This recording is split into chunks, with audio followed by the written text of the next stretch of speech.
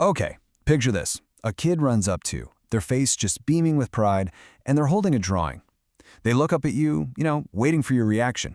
What's the first thing you say? Come on, be honest. For most of us, it's that automatic, totally well-intentioned phrase, good job.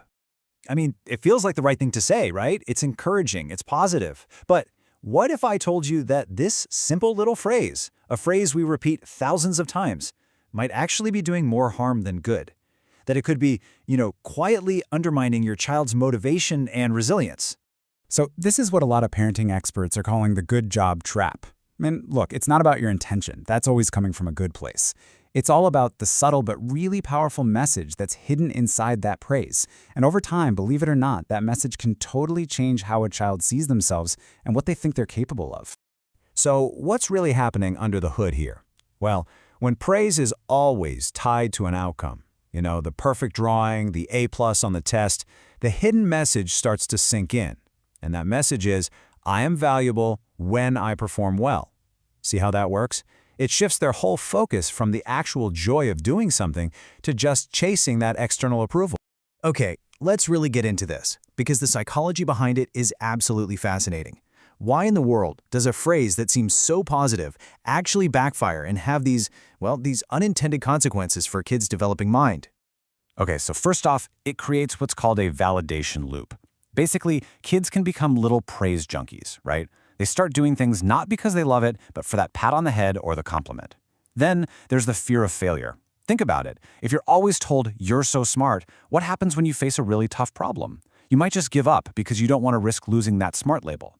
And all of this leads to them constantly looking to you for approval, sometimes even getting kind of clingy, always checking in to make sure they're still doing a good job. But okay, here's the good news. There is a much better way. A really powerful alternative that helps build a truly resilient mindset.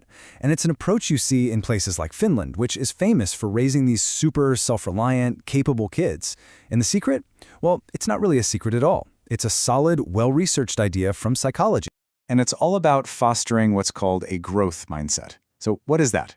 It's the core belief that your abilities, your intelligence, they aren't set in stone. They're not fixed. They're things you can grow and develop through effort and just sticking with it. When you have that mindset, a challenge isn't a threat anymore. It's an opportunity. It's a chance to get strong. So the big question is, how do we actually put this into practice? And let me be super clear. This is not about stopping all encouragement. No way. It's about shifting the focus of our praise. We're moving it from the outcome to the effort. And I've got a few simple, but honestly game-changing swaps you can start using like today. All right, swap number 1. Instead of just slapping on a label like, you're so smart, which, remember, feels like a fixed thing, try praising the process. Something like, wow, I notice how many different ways you tried to solve that puzzle. See? You're not talking about some innate quality. You're highlighting their effort, their persistence, their strategy, all things they're in complete control of and can use again next time. And hey, what about that drawing we talked about at the beginning? Instead of that generic, good job, try becoming a narrator. Just describe what you see. Wow, look at all the bright colors you used here. Then follow it up with a question. Tell me about this part of your drawing. This does something amazing. It opens up a real conversation and gets them to think about their own work instead of just looking to you for the final grade. Okay, now this next one is really interesting and maybe a little counterintuitive. Sometimes the absolute best response is to say nothing at all. Seriously, if a child is super focused, they're in the zone, lost in their own world, jumping in, even with praise, can totally break that concentration. Just sitting back and quietly observing their focus can be one of the most powerful forms of validation there is. Now I get it. All these swaps and techniques can feel like a lot to keep in your head. So if you remember just one thing, let it be this simple metaphor. It perfectly captures this whole shift in thinking.